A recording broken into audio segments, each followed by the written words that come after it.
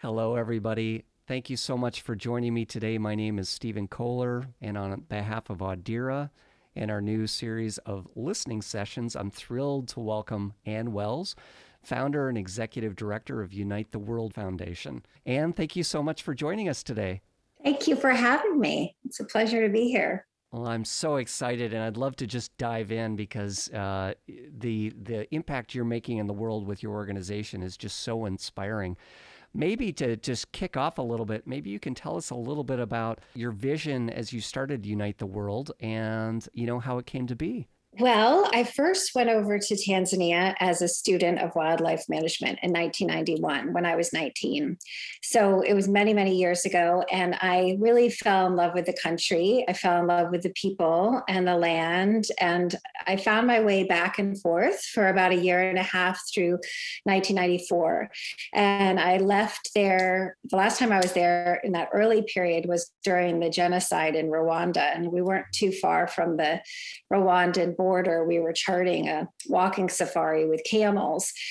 And when I came back, I was still a young woman in my early 20s and sort of got my career rolling and, got married and had 3 kids. And Africa was always on my heart. The extremes of our world were always on my heart. So when my youngest daughter, we have 3 daughters, turned 2, and my husband and I had been married for 10 years, I said to him, I need to go back to Tanzania and I need to find a way to be part of the solution. And I don't know what that's going to look like, but I suggest you come with me. and bless his heart, he did. And he's been over a couple times since then. But I've been over every year, if not once, twice, 3 times a year since then. And what the vision in the beginning was really just to find the people, the local people who are doing impactful work for their communities and help them in any which way that we could. And it's really evolved tremendously since then. And we're really there to be of service and to be a bridge between 2 cultures and to help people live better lives on both sides of the ocean. Oh, wow. That's so inspiring. It's amazing. You must have had so many rich experiences and learnings across those many years. And I'm wondering if you can maybe share one or two of the more profound lessons that you've experienced working across those different cultures that perhaps the rest of us could learn from. Gosh, so there's so many. And I think what's really exciting about this work is the further I go with it and the more time I spend working with people in Africa, as well as being there. So I'm a lot of time now with COVID, I'm here, but I'm on the phone and we're Zooming all day, every day. I think is a great humility that comes with this work is that we realize we really don't know much of anything, but with a big open heart and a big open mind and creative problem solving skills and the ability to collaborate with our peers and between America and Tanzania, all things are possible. Really, what I learned is no matter what situation you walk into in life, wherever people are, whatever it is that they're doing, even if cultural practices might seem very extreme to us, there's a reason why people do things, and there's a good reason for it. It may not be a scientific based reason, and there might be room for education and cultural change. But I think that we must start from the position of respect and understanding that most people are inherently really good. They want the best for their children, and they have a reason for why they do what they do. So when you come from that perspective, not thinking you know more or you have all the answers, which of course we don't, then real change is possible. But it also takes a lot of time. There's no quick fixes. There's so many things that I appreciate about you, what you said, and you talked about the importance of humility. We talk at Audera a lot about leadership values and humility being one perhaps that we could all learn to really embrace. And as part of that humility, recognizing, excuse me, what we don't know and remaining open and curious. And it sounds like that's been a big part of certainly what you've put into practice with Unite. Absolutely. I mean, for so many years, I've I feel like I haven't been solo by any means. There's been a lot of people swirling about this work, but a lot of people tend to come and go. I would say now our team is really rock solid, and our board is amazing, and our team in Africa is amazing, and we have a lot of people around us who are really in it. But that wasn't always the case. And I think what kept me going is just not only the curiosity of learning more and seeing like how can we make a difference in a world so far away, and how can we try to even out some of the resource imbalances of the planet, but also I learned so much about myself, and I learned how to be a better person, and I continue to learn how to be a better person from the Tanzanian people. They are so kind and loving, and I have people who will give me their last cup of tea, their shirt off their back, quite literally. And I don't know very many people elsewhere in the world that would do that. So I always feel challenged to do more, to love bigger, and to say yes when it feels really uncomfortable. And I love that. I like living that way. Wow, I'm struck by what the last thing you said in terms of just that opportunity to say, what would love do? Borrowing from your mission statement, and how can I bring kindness to the world? And what might that last cup of tea that I can provide for somebody else look like? Can you tell us more about that? Well, the what would love do comment is I am a student of A Course in Miracles. So that's my spiritual study. And it's I don't know how many people are familiar with it, but I'm going to really boil it down to really that like love is the only thing that's real. And we always are choosing between our ego self and our divine self, and whether we're moving from fear or love. So I think that in the moment when we're faced with suffering, with challenge, we can't do everything, but there are times when our hearts are spoken to, and we know that we need to step up. And everybody's called in different ways. Everybody's called to share of themselves boldly and courageously in many different ways. But we know when we have that call, and we know when we're not listening to it. And I think that the more each of us can live boldly and follow our hearts courageously and really love big, even though that leaves us very vulnerable, it inspires other people to do the same. And I think that matters. I think it just leads to a better life. Incredible. You mentioned a word that, we talk a lot about at Autir, and that's listening. What are a couple things you've learned about, let's say, the power of listening in the groups that you've worked with in Africa? Listening is really it's critical, but it's also really funny in a way because one, my Swahili is not great, and that in and of itself is a handicap, and that's my fault. I've been studying it for many years. I'm embarrassed to say I'm still not fluent, but what people often hear what they want to hear, and a lot of times what I find in being in Tanzania and being in the villages in particular, everybody's so kind and so polite that oftentimes people will say exactly what they think I want to hear, but is not actually what's going to be the best for them. So it's not only listening, but it's really paying attention and really trying to remove the filters and the biases that we walk in with to think, oh, well, if you just put a water tank over there, then everyone will have water. Well, that's fine until the water tank runs out. Then where's the new water going to come from? How are you going to get that huge water truck down that road that doesn't actually have tarmac? That's not going to do it. Who's going to pay for it? What happens when the pump, the nozzle breaks? There's so many things to think about. So when I feel like it's listening, but it's also really paying attention and realizing that everything is like a full system working together. So yeah, we just spend a lot of time being quiet, a lot of time noticing, a lot of time readjusting, a lot of times questioning ourselves. I always think when we start something, I always think, what are 100 things that can go wrong? Let's think of every possible thing that can go wrong. And then inevitably the things that go wrong were things we never thought about. So it keeps you on your toes. Well, that speaks to another thing, that we as leaders can think a lot about is how to remain adaptive. And I would imagine that in the work that you've done, even before COVID and certainly COVID, you and your organization have had to, make a lot of shifts.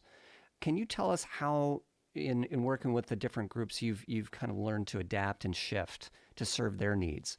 Absolutely. And thank you for that question, because I think this is something that makes Unite really unique. So our core program is the Unite Scholars Program, through which we sponsor, highly disadvantaged, impoverished children who are extremely bright and intelligent to continue with their education through their A levels, which is higher secondary, the equivalent of maybe senior year of high school and first year of university, and beyond. So less than 5% of Tanzanians, I think is the most recent statistic I have, will enroll in higher secondary. So it's a big deal to carry on with your education.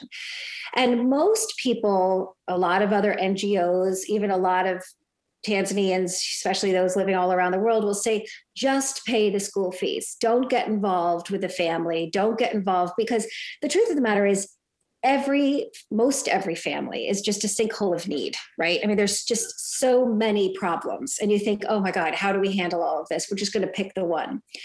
And I get that. I get that reasoning. But that's not what Unite does. Unite really takes on people, and then we have them as part of our family, and we go the distance with them, even though it's not necessarily practical and it's not comfortable. So we do go to the families. So during COVID, when the kids all got sent home from their boarding schools at the beginning in March of 2020, they were home and their families had nothing to eat. So of course, Unite provided some food relief, but we can't do that forever. So then we gave them all small grants to start their own little businesses. And when those two weren't selling necessarily, whether it was rice or maize or rabbits or chicken or whatever, then we started doing little love grants. So we gave them $20 at a time to buy their products. And then what we asked them to do is to go out in their community and bless the people in their communities who were living in harder situations than they were. And that not only showed them that people were living worse than they were, but also that they were important and they were necessary and they were needed. And everybody in our team wears Unite t-shirts. And so it was really amazing to have this army of young people dressed in Unite t-shirts across Tanzania and the inner villages going and blessing people. And I think we reached over 9,000 individuals for that blessing campaign over a couple of months. Then they went back to school. And what we realized through this period of being with their families is that we're asking our kids, our scholars, I shouldn't say our kids, to really think big, to think out of the box, to question the status quo, to look at where are their talents? How is that going to be incorporated best into their economy? Where are the opportunities? You're asking them to really think out of the box. But then they go home and they're at families that some of the houses are falling down. They're made out of earth. They're disintegrating. They have no toilet. They have no water. They have no food. And we're thinking, my God, that's not going to work. How does that work? So, we're constantly adjusting. So we thought, okay, so we're committed to these kids, but that means we also have to be committed to their families. So now we've launched a food program where we're buying, and a lot of them are small scale farmers. So when the harvest comes, they have no means to hold their crops or to store them safely. So they have to sell. So everybody's selling at harvest at very, very depressed market prices. So we're coming in, we've partnered with a factory A to Z up north in Arusha to provide these hermetically sealed grain bags, Agro Z bags, where you can store 100, 150 pounds of kilos of rice or beans or maize or, ground nuts, whatever. And it's good for over a year. So when you open that bag, it'll smell and be the same as when you put it in. That's a big deal. It's a game changer. So we're not only buying from them at higher rates, so they have like a more guaranteed income, but then we're giving them bags so that they have food to eat for themselves. Also, a second bag of food that they can use as a bank. So when somebody gets sick, which right now with COVID is happening all over the place, everybody is getting really, really sick right now. And a lot of people are losing loved ones, including our Unite family. But that extra bag of food is income for people who have no bank accounts, who have they're living hand to mouth. So, and then we'll take that food and sell it. Again, when it's off season, a lot of times the food that is available is priced super high. Well, we're not going to do that. We don't need to do that. So we'll come in lower so that we're buying from the poor, feeding the poor. That's the idea. And the inspiration behind that is our kids, our scholars, because their families need help. So we just keep adjusting, trying to figure out how can we take them the distance. It's amazing. I love your phrase about going the distance. You talked about how you really enable not only them in ways that most of us, certainly in North America, very few of us can relate to in terms of not having enough food or water or shelter. You also then provide them the ability to then support others who are in, as you said, even worse needs, which is incredible. So talking about, going the distance, that's so incredible. I think that's really exciting because the mentality that we have, as we know, is critical. So we have to believe, even when we're in hard times, that we are totally capable and necessary for making change in our communities. We may be having a tough time. I might be someone who is living in poverty, but I'm not poor. This is a slightly different way of looking at it. So for them, they're just having a hard time and they're helping other people who are having a hard time. But that doesn't mean they're not poor people. They're actually highly, highly adaptive, highly talented, and very, very necessary members of their communities who are creating change, even when they're 18, 19 years old and don't really have anything. They're still capable of serving others. And that's a big deal. I think that's a very powerful thing to know that every single one of us matters. That's incredible, Anne. What you just said, I wrote it down. We may be living in poverty and we are not poor. Mhm. There's so many of us, obviously, that have been affected by COVID in different ways. What bit of inspiration might you share with the groups that you've supported that they could support those of us that are facing loss of hope, anxiety, fear? What bit of inspiration might you share from those that you've worked with?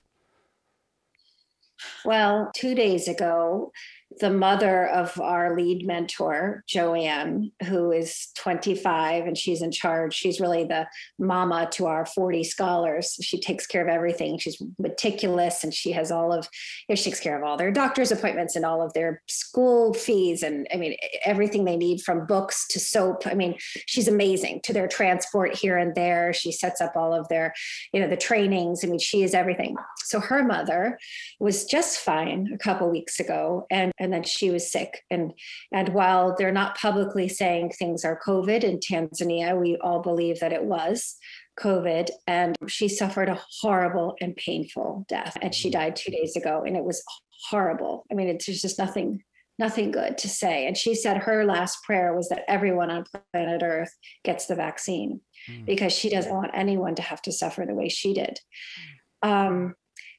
And all I can say is that, when we complain about maybe not being able to go out with our friends or go to a dinner or whatever, there are people who don't have access to oxygen. They don't have access to quality medical care at all. And this disease is, without a doubt, a death sentence. So we're so blessed and we still have so much to give. So when you have life and when you are above ground, you're blessed. And we can make a difference. And it's really that simple. And my Tanzanian friends remind me all the time. I just sent a text to our group chat and I said, my heart is broken for all of the suffering. I'm so sorry. And I said, this is life, Anne. This is life. It's not really supposed to be easy or comfortable, but as long as we're here, we can serve and we can love each other and we can do the very best we can. And their faith and their attitude is exemplary. It's extraordinary. And I have so much to learn from that. And I feel like we all do. That's so powerful. I think about some of the themes you've shared. You talked about humility and resilience, gratitude, and servant leadership. It's so incredible. For those who are watching or listening to this program and who are so inspired, how might they be able to get involved and contribute? So there's a number of different ways. Unite is obviously a 501c3 in America, Unite the World with Africa Foundation. So if anybody wants to contribute financially, every dollar is tax deductible. We also are a volunteer team in America. So our board pays for our small operating expenses. So every dollar that's given to the foundation goes to our program. So that's unique. We also have our passion project, which you have been a phenomenal speaker in. Thank you. And that is where really run by my daughter, Lila, who is a sophomore at Northwestern University. And it's inviting people all over the world to share about what they're most passionate about, how they've achieved their career goals and overcome the challenges of sort of sorting our paths. And that's really important, especially for people who are looking ahead and don't really know where to go or what to do. A lot of times we just need exposure to a lot of different types of people doing different things. And we say, oh, that resonates. Oh, that's neat. I never thought of that. And that's how it all starts to come together. So that's another thing. If people are interested in participating in the Passion Project, they can reach out. We also have a very large tree planting campaign. I'm really big on the Greenbelt movement. And in Tanzania, we have a tree nursery with thousands of trees. And even in the next 2 weeks, we have a tea army of volunteers going out to replant areas that have been desertified. And so we're really trying to replant trees. But I think that we can do that all over the world. And I have this vision of us having like the Unite Tree Planting Day or Unite Earth Day, where we have people in different countries, at different universities, in different cities, where we all go out and plant trees in our communities on the same day. Yeah. I love that. So if anybody's listening and is interested in participating in that, call me, let me know, because that has not happened yet, globally, but it will. And call me, email me. We're available, and I'm interested. I had a woman reach out to me the other day from the Bronx who's a teacher, and she does a lot of career development with kids who come into America from all over the world. And she is now reviewing our modules, our training modules, because she has some ideas on how we can improve them. And that's amazing. So I think there's really room for everyone who has a true heart for service in Unite. We are here when we're in Tanzania with our kids. We always say we are love in action. That's who we are. And anyone who wants to walk that walk, which is not easy, and it certainly leaves you vulnerable and exposed. But if you want to walk that walk, then you have room here with us. Incredible, Anne. Thank you so much.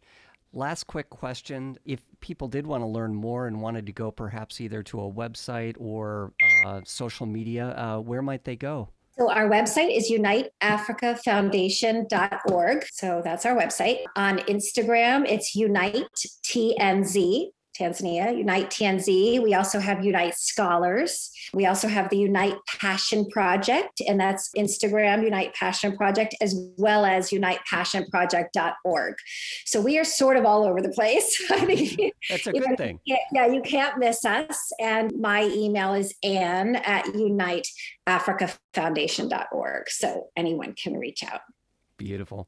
Anne, thank you so much on behalf of all of us. Couldn't be more just inspired by everything that you and your team are doing.